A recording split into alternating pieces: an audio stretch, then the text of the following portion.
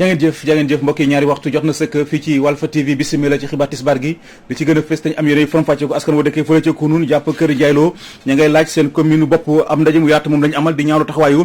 kilifa yi ngànk mairie bu Mbambilor daanaka dañ leen a boolewul ci dara ci biir xibaar yi daa ngeen ci dégg leer yi nga xam ne ni moom lañ ci indi ba tey ci wàllu xibaar juróom-ñetti junni yu ñuy laaj ci bépp émigré ci test Covid 19 yi ñuy amal doon lu métti loolu émigré yi nekkee fële ci diwaanu Touba jàpp Mbacké Abdoulaye Diouf Sarr muy jëwriñ ji dénk wàllu santé moom lañ joxoñ ab baaraam tuuma ne luy njig njaaga mooma ci biir xibaar tam daa ngeen ci dégg kàddu yi nga xam moom lañ ci rotal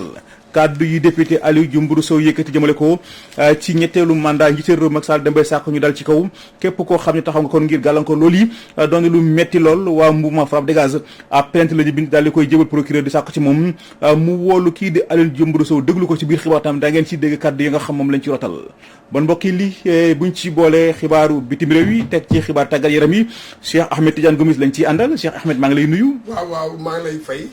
ana lan moo gën a fës tey ci wàllu tàggat yaram. waaw xam nga rek mooy match xaritoo bi di waaj a am suba fële ca Thiès diggante sunu gaynde yi ak Mauritanie mu nekk match xaritoo boo xam ne bu am solo la gannaaw bi nga xam ne sunu gaynde yi dañ leen daanoon fële ca Rabat ñuy waajal nag match boobule dinañ ñu xam lan moo xew ci biir tanière bi yooyu yëpp dinañ ci ñëw dinañ dem tam Matam ñu ngay defaru pour mun a am ay club yu rëy dégg nga yooyu yëpp nañ ci ñoom bu ci kanam yi. incha allah rabbi kon loolu ci kanam tuuti lay doon li ci yéene kay la ñuy fas yéene jeexalee xibaar yi kon mbokk yi saxoo di dégloo ko seetaan Walf TV jamono ji asalaamaaleykum.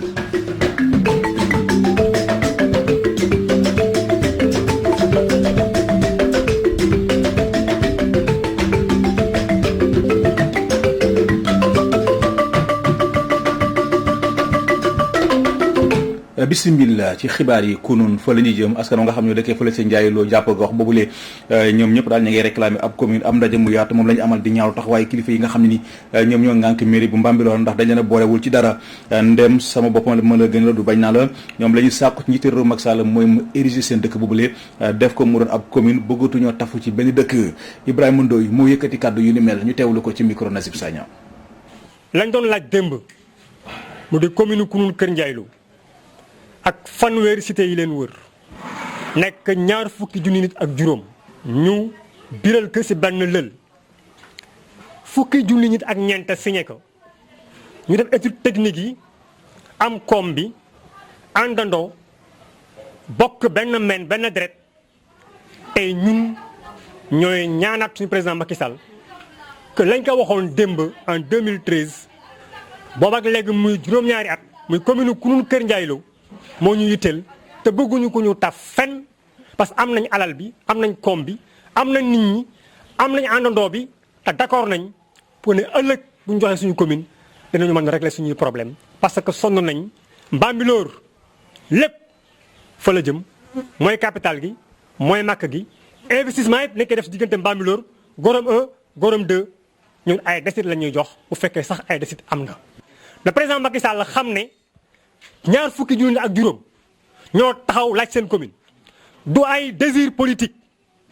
du désir politique gu nit bëgg-bëggu nit du tax ñun ñu reculer su ko defee na assumer conséquences yi. coowal suuf nag am fële ci kër Daouda Sarr nekk fële ci diwaanu Tëngéej askano ñoo boole doon benn say fas yéene jàmmaloo ak benn promoteur boo xam ne nii mu ngi wuyoo ci tur Ousmane Ndiaye li ko waral nag moo de seen espace bi nga xam ne nii daf kaa bëgg a foqati samp fa ab dëkkuwaay loolu lañ wax ne duñ ko nangu tey duñ ko nangu ëllëg te seen bakkan lañ ci teg am ndaje lañ doon seq démb ak taskatu xibaar yi Nazib Sagna lañ fa yebaloon ñu ngi may xamal élément boobu lay yembagul bamtuwaat ko coowul suuf am fële ci kër Daouda Sarr di benn gox boo xam nga nekkee fële ci diwaanu Tëngéej askano ñoo boole doon benn say fas yéene jàmmaloo ak benn promoteur bu ñu wuyoo ci turu Ousmane Ndiaye li ko waral nag moo di seen benn espace bi mu foqati seen loxo nan dafay jëmmal ab dëkkuwaay loolu la ñuy wax ne duñu ko nangu tey duñu ko nangu ëllëg jaral na leen ba seen bakkan des si lu jëm kon ci xibaar bi daañu ci def incha allah rabbi ci kanam tuuti ñu wëy ba tey ci xibaar yi juróom-ñetti junni yi ñuy laaj bépp émigré ci test Covid 19 yi ñu amal doon na la nga xam ne lu métti émigré ya nekkee fële ci diwaanu Piquet ca Mbacké jàpp Touba Abdoulaye Diouf Sarr muy jëwriñ ji dénk wàllu santé moom lañ joxoñ ab baaraamu tuuma ne luy njig njaaga moom ndaje mu yaatu mi ñu doon amal occasion la woon sax ci ñoom ñu daal di ñaaru taxawaayu Amadou Ba mi jëwriñ ji ñu dénk wàllu politique bitim réew ci nguur gi li tax mu bedd leen ci ndimbal yi nga xam njiitu réew Macky Sall doon na ko joxe moom la ñu xamul fan lañ ko teg dañuy dem ci diwaanu Touba Mbacké fekk fa Mourou Makhtar Sarr. émigré yi nekkee ci diggante Touba ak Mbacké mere lool jëriñ ji ñu dénk wàllum bitim réew di Amadou Ba nee nañu ko daf leen a boddi ci ndimbal li ñu jagleel moodu yi. ministre des affaires étrangères di Amadou Ba dañoo dégg jamono yooyu ci ginnaaw mu génn na collecté nañ maanaam li nga xam ne mooy ndimbal li ñu doon defal moodu yi nee na joxe nañ 11 milliards et quelques yi kon moodu yëpp jot nañ seen ndimbal ñu di leen xamal ne loolu dara amu ci. ñoo ngi 834 personnes yoo xam ne nii jotuñ ci ndimbal li Ousseynou Gueye mi nga xam ne moo jiitee AMB immigré international mi ngi ci 300 et quelques inscrits yoo xam ne ni bindoon nañ ko te bat léegi nii may waxee ak yow kenn jotu ci. ci ndaje mi ñu doon amal ak taskatu xibaar yi ñoom immigré yi nee nañu ñu ngi ñaawlu bu baax ni leen nguuru Sénégal seetaanee ndax ñu ci bari ci ñoom tubaab yi nangu nañu seeni séjour mënatuñoo liggéey te ñi ngànk réew mi jéemuñu ci dara. kii ci ñu nangu séjour yi la bokk dem nañ ba Italie ñu nangu séjour bi nangu récépissé bi dëppee leen Sénégal te ñuy ñoo xam ne ay boromi kër nga xam ne yor problème famille yu dul jeex état Sénégal jëfu ci dara ba léegi. léegi ñoom ñoo mujj di jël ay avocat ak gars yi nga xam ne ñoo leen fa nekkal boobu ba léegi amuñ benn ndimbal boo xam ne état jàppal na leen ci wala dara lu dul di leen teg toujours yu gën a métti rek. leneen loo xam ne ñoom moodu yi ñaawlu nañu ko moo di juróom-ñetti junni ñu leen di fayloo ci aéroport ci wàllum Covid bi te ñu jàpp ne teguwul ci benn yoon dem nañ sax ba ne am mbuxum mu rëy moo ko lal. ay tappale dëgg ci nekk lii de mooy reçu bi nga xam ne nii faye nañ ko lii damaa yaakaar ne bu fekkoon ne état moo koy def am naa yaakaar ne reçu bi du demee nii am na ci gaa yoo xam ne ñu ngi fii di ma dégg dañ ne du ñu def test tey duñ ko def ëllëg dañ leen faa téye pendant 2 heures de temps ba vol bi jeex lañ leen wax ndax yoru leen ku leen mën a yónnee transfert xaalis 40 000 kooku na leen du ma ko joxe tey du ma ko joxe ëllëg ndax sama njaboot maa leen war a jox xaalis mais waruñ maa jox xaalis lañ ca teg mooy dañ leen a bàyyi ñu dem ñu ngi fii kon xam nga ne loolu ay tappale da cee am. benn société donc bu nekk aéroport la yor fa bureau bu ndaw nag yor ab raakol rek boo dikkee mu teg la ko sa bakkan daan na la waa léegi demal ba fekki fan. bi ñuy jeexal ndaje mi ak taskatu xibaar yi ñaan nañ président de la république mu àdd ci mbir mi utal leen ci saafara. bu fekkoon ne président de la république yëg na ko dana si am luñ ci ndax keroog ban njëkkee wax ne ban koy fal Moodu yee ko njëkk a fal. Touba Mbacké Mamadou Makhtar Sarr pour la radio télévision Walfadjri. jaajëf Mamadou Makhtar Sarr ñu ngi lay sant di la gërëm mbokk yi wax naa ko sànq coowal suuf am fële ci kër Daouda Sarr nekk fële ci diwaanu Tëngéej askan kon ñoo boole doon benn say fas yéene jamono ak benn promoteur bu yokkoon ci turu Ousmane Ndiaye li ko waral nag moo di seen benn espace bi mu bëgg foqati ci seen yox daal di fay jëmal ab dëkkuwaay loolu lañuy wax ni duñu ko nangu tey duñu ko nangu ëllëg te seen bakkan lañ ci teg dañuy dem ci diwaanu Tëngéej fekk fa Nazib Sagna. kuréel boo xam ne ni mooy aar suuf yi nekk ak Daouda Sarr ñoom nag dañu jëkk taxaw ne duñu bàyyi benn promoteur mu tudd Ousmane Ndiaye dugg jël seen espace vert. dañu jaayoon au début sur un plan boo xam ne dafa am un espace public dédié bu ñu xam ne dañ ci bind équipement mais à notre grande surprise un jour un monsieur nommé Ousmane Ndiaye dafa ñëw commencer à construire sur place publique bi. et ñun on voulait en faire benn espace vert Descos bi ñu fa njëkkee dem envoyé nañ ñaari agent sur le terrain ñu ñëw jël ay photo ñu ne amuñu fu ñu bind malgré descente bu njëkk Descos bi waa ji arrêté wul lu ñu comprendrewul mooy depuis ñu ngi def ay démarches que ça soit comme nu mu ko waxee en français gendarmerie Sangalkam Descos y a un manque de volonté d'intervention c'est-à-dire ñoom dañu toog mel ne ku ñuy seetaan boobu ba léegi. seen conférence de presse bi nag askan boobu nag nee nañu comme fu mu nekk nag dañ jaaxle ndaxte maire dëkk bi muy Ndiagne Diop def na benn arrêté pour tere tabax bi ndaxte Ousmane Ndiaye amul autorisation beneen bi nag mooy bu arrêté bi amee ba léegi dafa mel ni gendarmerie wala Descos kenn fay doon lenn déglu kenn si ñoom. maire Ndiagne Diop ñëw na fi arrêté mu wax leen ñu arrêté wuñu à notre grande surprise c'est-à-dire. ñu yeewu ak mbetteel waa ji après màggal muy continuer chantier bi ngeen fu mu toll nii mu ngeen ko filmer léegi nag fu ñu toll nii mooy ñun sës nañ léegi ñun dañ ne ko woon bu fekkee benn autorité locale mënul arrêter chantier bi ñun par force dinañ arrêter chantier bi et dinañ détruire au-delà de arrêt Descos lépp lu fi waa ji def xam nañ bi ñuy def arrêt Descos fan la waa ji yemoon non seulement dinañ arrêter mais dinañ détruire li mu fi def au-delà de arrêt Descos bi ñu fi defoon maintenant affaire bi mu ngi ci yoon tamit dugal nañu plainte bu amul benn autorité locale bu mënul arrêter ñun dinañ faire arrêter par la force parce que foofu rek la ñu mën a mujjee ak waa ji quoi. bu ñu paree seen conférence presse nag dem nañ seeti Ousmane Ndiaye moom nag lu mu wax moo di du tontu loo xam ne nii mi ngi si biir justice ndaxte le 15 bi la ñuy def seen tribunal bi ndaxte kenn ku si ñoom nag ñëw na dajji yàq kër yoo xam ne dañ ko commencé tabax ñoom nag sax lu ñuy def mooy dugg si titre foncier boo xam ne nii moom mooy mandataire bi. fii si Rufisque nañu sañal tribunal Fatick. jaajëf Nazib Sagna ñu ngi lay sant di la gërëm yi dellu wax ci kàddu yi nga xam ne député bii di Aliou Dembourou Sow yëkkati na ko daal di koy jëmale si ñi nga xam ne nii ñoom ñooy wax ne ànduñu tey ci njiital réew Macky Sall kon ngir mu briguer ñetteelu mandat dem bay sàkku daal ñi dal ci képp koo xam ne nii taxaw na kon ngir gàllankoor loolu nag doon na la nga xam ne lu métti la waa mouvement Fra Dégageur plainte la ñu bind daal di koy jébal procureur de sàkku ci moom mu déglu Aliou Dembourou Sow mi ndax la mu wax kat ëpp naa bàyyi ci réew Aliou Badara Mboup ma wax ci seen kàddu ñu teewlu ko ci micro Ibrahima Lo. dañoo seetlu ni banques yi ak institution de microfinance bu ñu duggee si mbas bi ba léegi dafa am ay services yoo xam ne dañ koo yokk li mel ni carte gab bi tey carte gab bi nga xam ne ñu ngi ko doon jaayee ñeenti junni ak juróom-benn téeméer dem nañ ba yóbbu ko si juróom-ñetti junni ak li topp donc mu nekk mbir moo xam ne dafa xaw a doy waar bu weesoo carte gab bi sax da ngay gis. France Dégage tey dañu xëyoon ñëw seet si procureur jébbal ko ci taabalam li nga xam ni moom mooy lettre de dénonciation bi nga xam ni dañ ci kalaame ki nga xam mooy député Aliou Dembourou Sow ñu inscrire ko ci liste départementale bu Ranérou ñun ñëpp sénégalais yi dañu gis député boobu jug di wax ni xeetam nañu jug jël ay jaasi pour défendre li nga xam ni moom mooy 3e mandat wu président Macky Sall dal ci képp koo xam ni da ngay bañ 3e mandat boobu.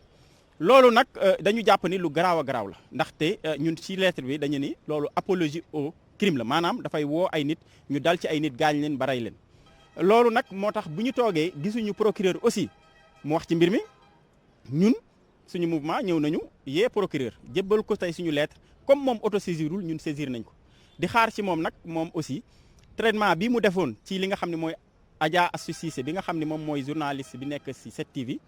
mu def ko ci maanaam kooku dafa waxoon ci waxu waasu mu jël ko woo ko ki nga xam ni moom mooy suñu camarade Abdou Karim Gueye gisoon nañu ni bi mu wootee waxoon ci wàllum li nga xam ni moom mooy tijji jàkka yi dañ ko jàpp dugal ci kaso yi donc mënuñu jàpp tey ñu am benn justice boo xam ne ñaari citoyen lay am ñi nga xam ne nii faruñoo nguur gi bu ñu waxee ñu jàpp leen tëj leen ak ñi nga xam ne dañoo far nguur gi ndax procureur jàpp nañu ni procureur askan bi la du procureur président Macky Sall du procureur benn askan donc loolu moo tax tey ñu ñëw déposer lettre bi di ko xaar nag mu saisir assemblée nationale ndax tey ci wàllum Khalifa Sall gisoon nañu dafa saisiroon assemblée nationale ba ñu dindi mbaaraanu kiir laayam ndax képp koo xam ne nii da nga yëkkati bu mbirum waaso di wax ni dal leen ci kaw askanu Sénégal kooku amatul droit toog ci fi nga xam ni moom mooy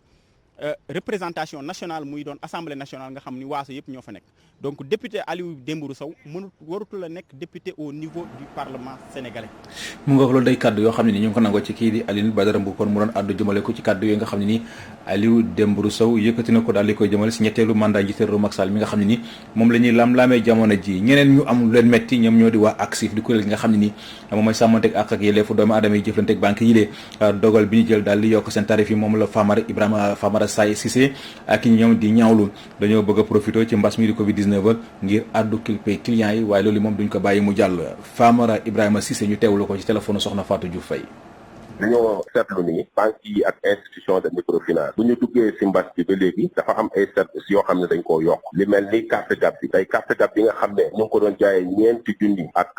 juróom-benn téeméer dem nañ ba yóbbu ko si juróom-ñetti junni ak li topp donc mu nekk mbir moo xam ne dafa xaw a doy waar bu weesoo carte gab bi sax da ngay gis ni service yeneen yëpp dañ koo yokk mais gi nga xam ne banque centrale daf lay waxoon dañ ko jox client bi gratuitement gis nañ ni dañ ko yokk muy tableau d'amortissement bi muy relevé de compte bi ak yeneen yoo xam ne lu mel ni attestation d'engagement bi nga xam ne dañ ko yokk jëlee ko 50 000 parce que yóbboo ko ba 100 000 francs pour ku bëgg a génn banque nga fay lu toll ñu ne nag mbir mi ëpp da mënuñoo toog ci seetaan banque yi ci période bi nga xam ne dañoo nekk ci relance économique yi yokk seen service yi pour gën a ruiner usagers yi moo tax nag ñu jóg taxaw tem mais nañ def conférence boo xam ne nañ alerter état banque centrale ak nit ñi nga xam ne dañuy dem ci banque yi bu ko defee mu fexe ba service yi nga xam ne dañ ko yokk banque yi dellu ci gannaaw ñu ne nag loolu ay jalgati la yoo xam ne teguwul ci yoon te ñun danañ fexe ba yooyu banque yi dellu ci gannaaw Ansoumana Dione nekkatul conseiller ci ministère de la santé bi ñu nag ab lettre de démission daal di ko jébal Abdoulaye Diouf Sarr muy jëwriñ ci dénk wàllu wér-gu-yaram ci nguur gi moo nji sa asam bi neen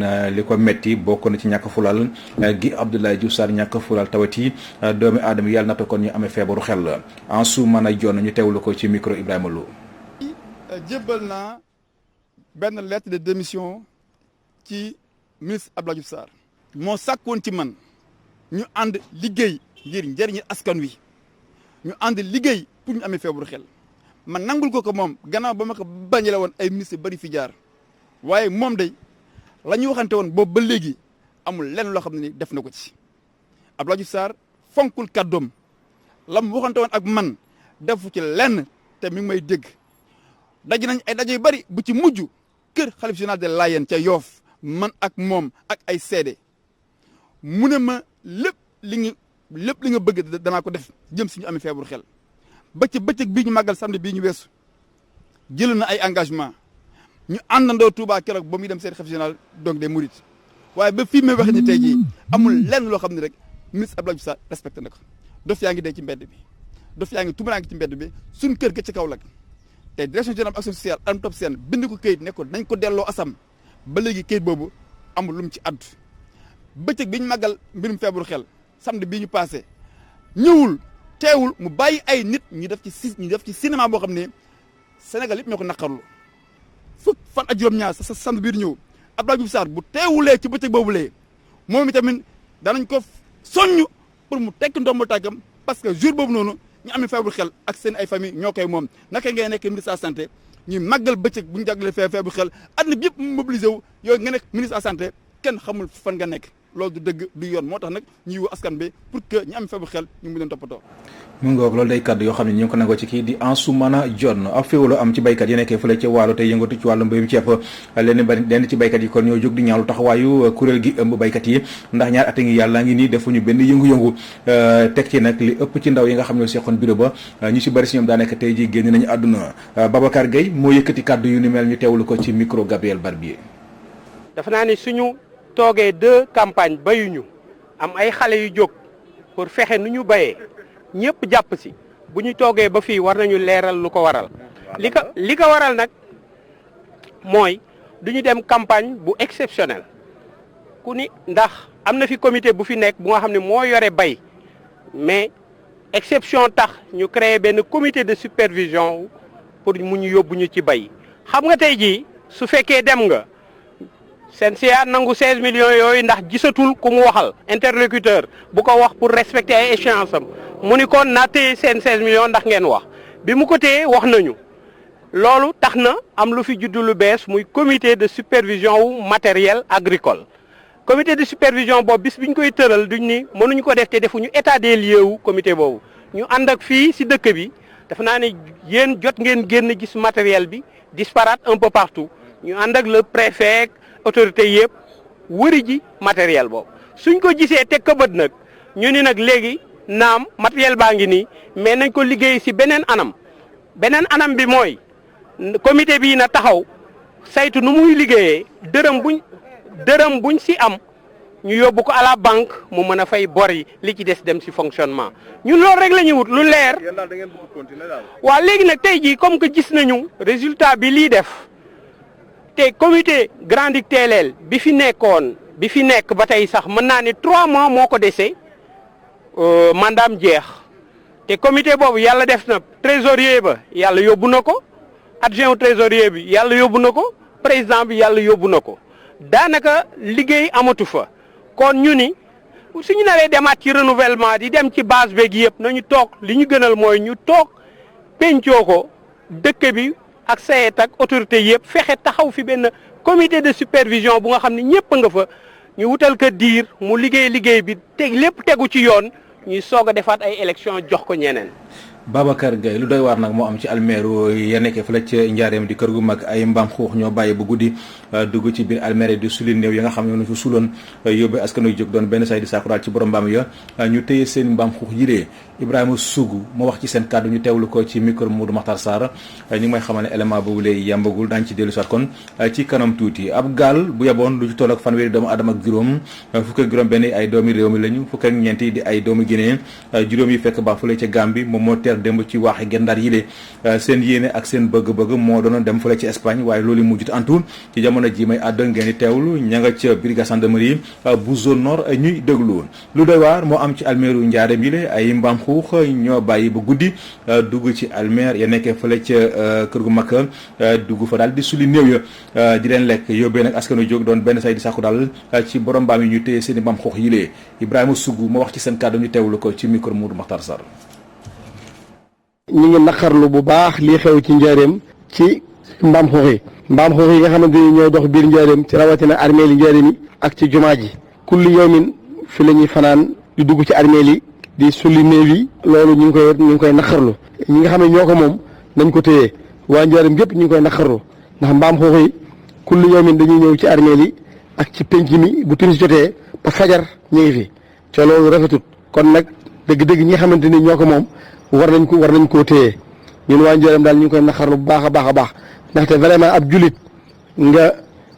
sang ko ba mu set sang ko jullee ko denc ko ci armeel yi ay mbaam xuux ñëw di ko sulli loolu rafetut kum doonoon loolu du la neex kon boog ñi nga xamante ni ñoo ko moom ñu ngi leen di wax ne nañ téye seen i mbaam ndax ñu ne ñoom dëkk nu rafet lañ mas a dëkk mosuñu am ak ñoom benn jafe-jafe ci kon boog ñu ngi leen di ñaan ngir yàlla ak dëkkandoo ñu téye mbaam yi yor. mu ngoog loolu ay kaddu yoo xam ne ñoo ngi ko nangoo ci kii di Ibrahima Sougou mbokk yi kon ci foofule ci la ñuy tàbbisee ak yéen ci xibaaru bitim réew yi dañ ciy ànd ak soxna Fatou Bintou Diouf. ñu daal di door xibaaru biti réew yi ak élection tànneefu njiitu réew ca Guinée Conakry gannaaw nag mu desandi ay bés kot ngir ñu daal di jëm ci bés bu màgg boobee nga xam ne ca la askanu Guinée daal di nag taamu kan la ñu daal di namm mu daal di leen gunge ci yeneen i mandat ci gunge leen ngir ñu jëmmal kanam réew bu nag Guinée Conakry ci fukki fan ak juróom-ñett ca la ñuy daal di amal élection yile waaye ci jamono ji ñu daal di nekk ci semaine su mujj ja nga xam ne candidat bu nekk dina daal di tëral nan lay def ba yëkkati kàddu gu mujj ngir dagan nag baatu askan wi mu mel ni nag ci ñaari candidat ya nga xam ne ñoom ñoo gën a fës ci yile élection di président sortant bu Alpha Condé ak ki nga xam ne moom moo jiite ku ci politique bi di Cellou Dalein Diallo mbir yi daal dina tàng lool jëm ci boggi wante ci wàllub xeet mu mel ni nag si jamono jile nag moom ñi nga xam ne nag ñoom ñoo lànk ndaare jëm ci ñetteelu mandat Alpha Condé daal dinañu nag woote ab benn manifestation mu doon nag ab manifestation su mujj ngir lànk jëm ci ñetteelu mandat Alpha Condé bés boobee sax yemook fukki fan ak juróom ci weeru octobre bi le dana yemook Cellou Dalein Diallo di amal campagne am su mujj. ñu wutali ci beneen i élection bi la yoon nag ca Côte d'Ivoire ci gaaw gi nag kujje politique ba amaloon nañu nag ab manifestation buy njaar bi la yoon ñoom it lankendaare jëm ci ñetteelu mandat bu Alassane Dramane Ouattara ñoom ñooñee sax élection tànneefu njiit réew bi ña ngi kaa jàpp ci fanweeri fan ci weeru octobre bile mu doon ay élection yoo xam ne dinañ daal di door campagne électorale yi ci fukki fan ak juróom ci weer bile jàpp ñaar fukki fan ak juróom-ñeent njiital nag PDCI di Henri Konan Bédié waaye tamit ak ànd seeg Pascal Affi N'Guessan ñoom nag daal dinañu xamle ni ñaawul nañu bu baax taxawaayu commission électorale indépendante ak i sax conseil constitutionnel jëm ci yile élection waaye nag yéeyaguñu yàb bi jëm ci ndax dinañu bokk ci yile nag scrutin. ñu jeexalee xibaaru bi ci réew yi ak beneen i élection jëm ci réew bu ñu ne Tadjikistan njiita réew sortant niki tey jii daal dinañu xamle ni moom daal dina nag jël raw gàddu gi ndax ci téeméer boo jël juróom ak ñeent fukki yi ñoo ko daal di sàndil ab xob ci réew bile di Tadjikistan moomee nag di wuyoo ci Emomali Rahmon ñu daal di xam ci atum 1992 ak léegi ma nga toog a ngum si boppu nguur gi amatina nag soo ottul juróom-ñaareelu jeexlu nag mandaawam ci bopp nag nguur bu ex république soviétique bu Asie centrale bile waaye la caa gën a fës ci jile élection kujje politique bi ñu caa bëri nga xam ne daanaka ñoo mënoon jàmmarloo ak moom ci yile élection daal dinañoo rocc ci seenu bopp mu mel ni nag dafay buum ak i buum mi jëm ci ñi nga xam ne nag ñoom ñoo di ay rivalam ci nguurub Tadjikistan.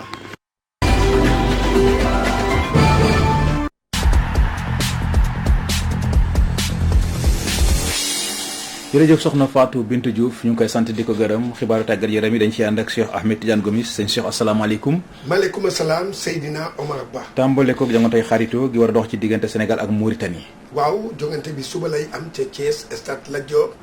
mu nekk ñaareeli jongante ci li nga xam ne moom mooy lu mat ci diiru juróomi fan.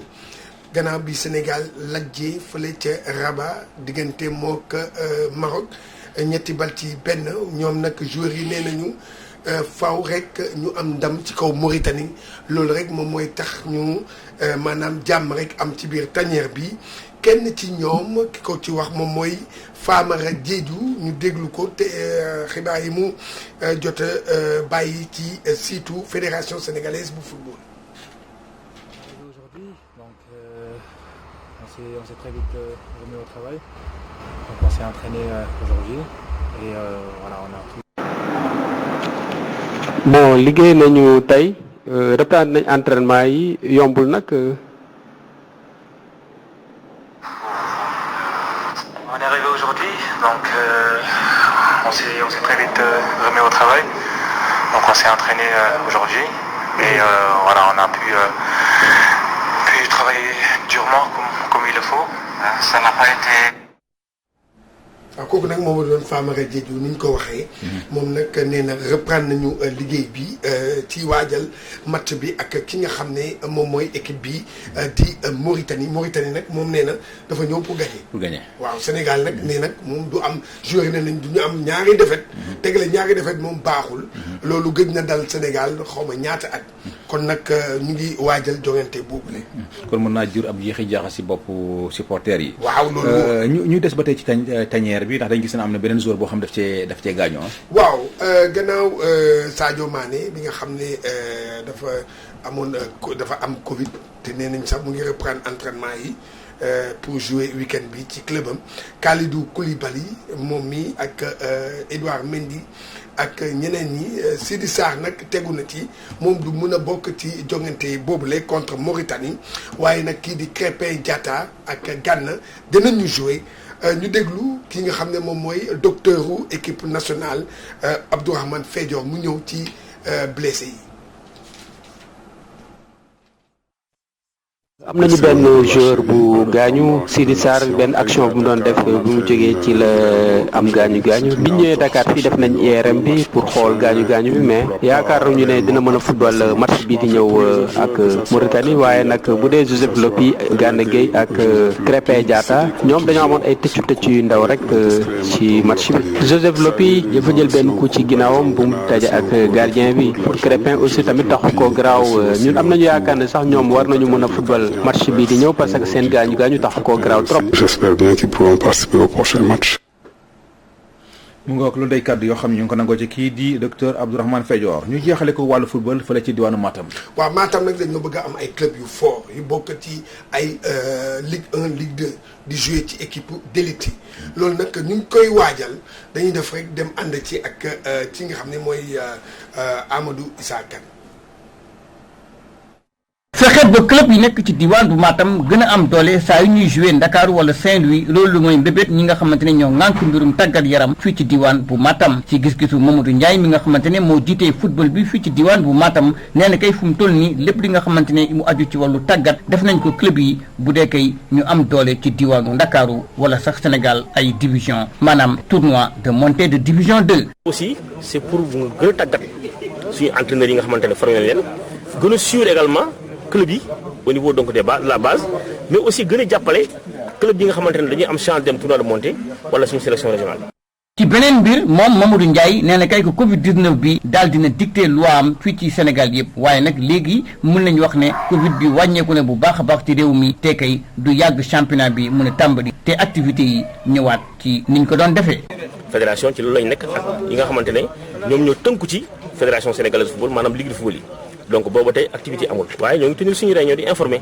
waaye fu mu nekk nii am nañu yaakaar en tout cas donc tendance mbas bi fu mu toll nii que fii ay fan yu néew activités yi bu ci nguur gi àndee dinañ ko mën a reprendre bu soobee yàlla gënante. décision yooyu nag ñu ngi ko doon jëlee foofu ca stade régional bu Matam ginnaaw koy bu ñu amale ab ndaje ngir nag joxe matériel bi nga xamante ne fédération sénégalaise de football moom moo ko joxe club yi nekk fii ci diwaan bu Matam mu nekkoon Amadou Issa Kane Matam rajo télévision Walfadjri. waaw kon nag loolu la Matam di waajal moom tamit bokk ci parce que ci histoire wu footballu Sénégal Matam mosul am club en première division. waaw am na ci nag ay régions yu bari yoo xam ne. amuñu dëgg la amuñu ah. dégg nga parce que yow ban région la bokk. Dakar xanaa. ah Dakar. waaw Dakar. Dakar yaakaar naa bëri na ay club Seydina Dakar bëri na ay club de. Seydina. Seydina. wante dëgg Seydina bokkoo Dakar. ah foofu. Seydina. nga cosaanoo laa bëgg a xam ban région nga cosaanoo du Ndakaaru bañ ne rek xam naa ne boo ma tudd sori woo Matam de. jaajëf Cheikh Ahmed Tidiane Gomis ñu ngi koy sant di ko gërëm mbokk yi kon ci foofule ci la ñuy tàbbi si yéen ci ñaareelu xaaju xibaar yi benn ponk la te mooy li ci yéenekaay yi ki ko nafar Abdoulaye Bopp la.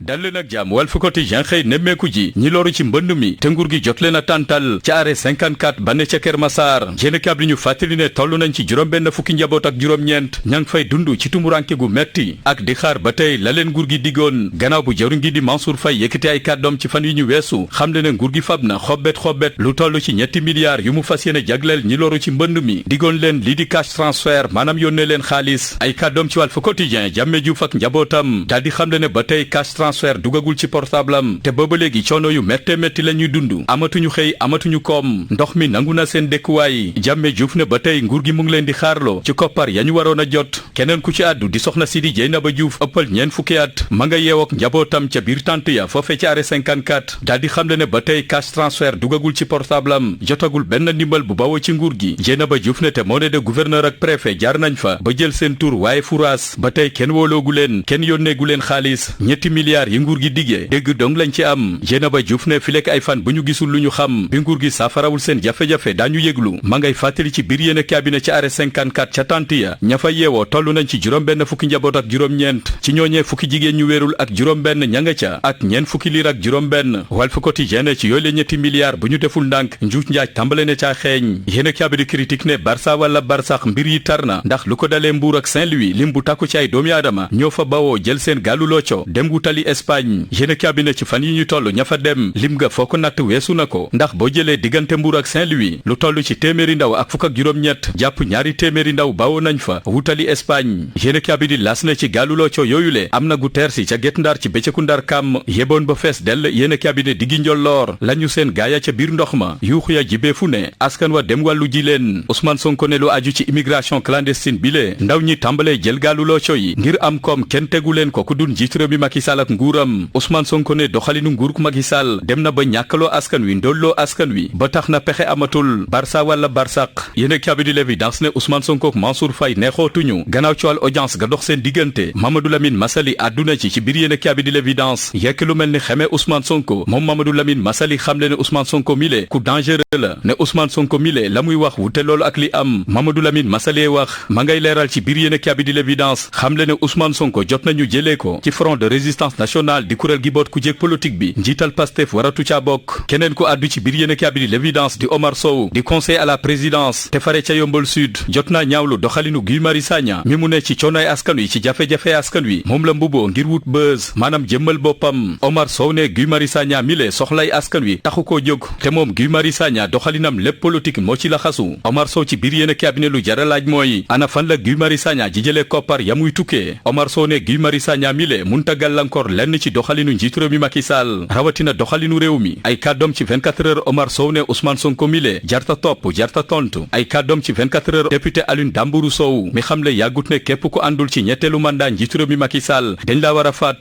Cheikh Omar Sy doonoon fi député xamle ne assemblée nationale war nañoo jóg taxaw ñaawlu ay kàddu Alioune Dambourou Sow Guy Marius Sagna ne dañ ko kalaame fu mbaxana doone benn ndax li Alioune Dambourou Sow mi le wax lu doy waar la te mun naa taal réew ay kàddoom la ñu fekk ci l'observateur moom Alioune Tambédou Sow député APR bi xamle ne la mu wax amul lenn lum ci riccu ne ndax la mu wax ayut. Robert Sagna xëy wax ci jàmm Casamance ay kàddoom ci yéenekaay bi di Sud Quotidien. Robert Sagna ne ca Casamance ay ba jeex na maanaam guerre ba jeex na li des mooy fexe ba sàmm jàmm jafane gën ko ñoŋal. Les Échos ne lu aju ci gàmmu 2020 kii di xalif général des Tidianes di Serigne Babacar Sy Mansour ëllëg ak jàmm ci talaata ji askan waa ngi xaar ay kàddoom maanaam déclaration am ngir mu leeralal askan wi ndax gàmmu gi dañ ko amal ren ca Tiwaawanam déet. Les Échos njortu ne bu ñu deful ndànk kenn ku ne gàmmoo sa kër mun naa am waaye li am ba des mooy nañu xaar dogal gi war a tukkee ci xalif général des Tidianes ana lu tukkee ci coronavirus bi gannaaw juróom-ñaari weer yu mu fi def yéen a di Le Quotidien ñaari gox yi le daanaka fa la gën a wulee ñaay fa la gën a bëree muy diwaanu Ndakaaru ak diwaanu Thiès l'exclusif wutali Guinée ak élection présidentielle yañ fay waajal yéen a bi xëy di ñu leeralal lu mun a gàkkal wala boog lu mun a xajamal candidature Alpha Condé bokk na ci jaay doole gamu tàmbale wone ak moom Alpha Condé tàmbale naa jëm mag li Quotidien ne candidature am googule ca Guinée am nañu ca àndul waa force démocratique ci jamono ji ña ngay waajal ña ngay diisoo fii ci Ndakaaru xool ban tànk la ñu jiital ngir mun a gantal Alpha Condé Vox Populi ne ci yoonu Touba ñaari xarit yi le fa la ñu faatoo gannaaw bu ñu màggalee bay ñibbisi di Vieux ak Ahmed ci moto ga ñu yegoon ab woto 7 places moo leen mbëkk ba ñoom ñaar ñu jaaree fa faatu mbir yaa ngi am samedi gi ñu weesu ci diggante Thiès ak Mbour yéen a di stade ne ci diggante Sénégal ak Maroc ña nga ca wàccaayu match xarito maanaam match amical yéen a ne dina bari gaynde yu dul football ku mel ni Edouard Mendy Sadio Mané Kalidou Koulibaly ak Idrissa Gana Gueye ñoom ñeenti ñi le duñu mun a football ci googule match yéen a di suñu lamb ne coowal million mu ngi bëgg a xajamal combat revanche ki war a dox ci diggante Eumeu Sène ak Lac de Guiers 2 promoteur bi di Gaston Mbengue ne fab na lu toll ci fanweeri million ak juróom yamu fay Lac de Guiers 2 mi xamle ne déet xel xalaatu ko moom Lac de Guiers ne ci googule combat balaa muy sëgg ak Eumeu Sène faw ñu fay ko lu tolloog juróom fukki million.